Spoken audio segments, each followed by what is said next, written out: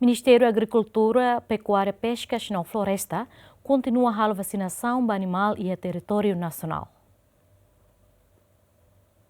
Relação ao caso Moras Raiva nebe continua sa makasi Timor-Leste no Moras nebe hadai tusi animal sira hanesan asu busan oleh kirau nunetu Diretora Nasional Veterinaria Ministério da Agricultura, Pecuária, Pesca no Floresta dadaune Direção Nasional Veterinária Serviço Mútuo com Ministério Saúde continua forralo vacinação ba asu e município sira nebe risco ba caso Moras Raiva. Progresso e tinha programa vacinação nesse tatene quando Moras ne tama fofong ita considera importado mas be agora nene hanesan transmissão local na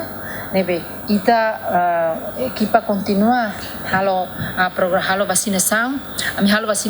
iha habela rona maito a município Ermera ala município Aileu Ainaro ita agora ne a minha equipa será continua lá hela mas infelizmente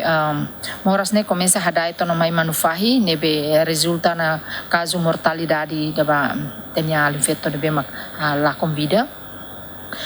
idane ami honestamente ami atau katak ami laheta informação kona ba asutata nebe maka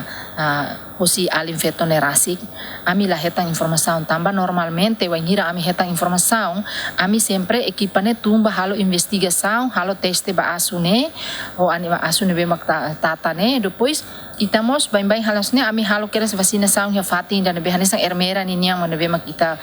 experiência fulang hira kliba Dadang ne equipa ihaona ba município Dili, Aileu, Ainaro, Bobonaro, Covalima, Likisa, Nomosraewa, ho di halo vacinação ba asu sira. Animal nebe hetang una vacina he município neng Nomosraewa hamutu krihun siaresen. Equipo cobertura GMN.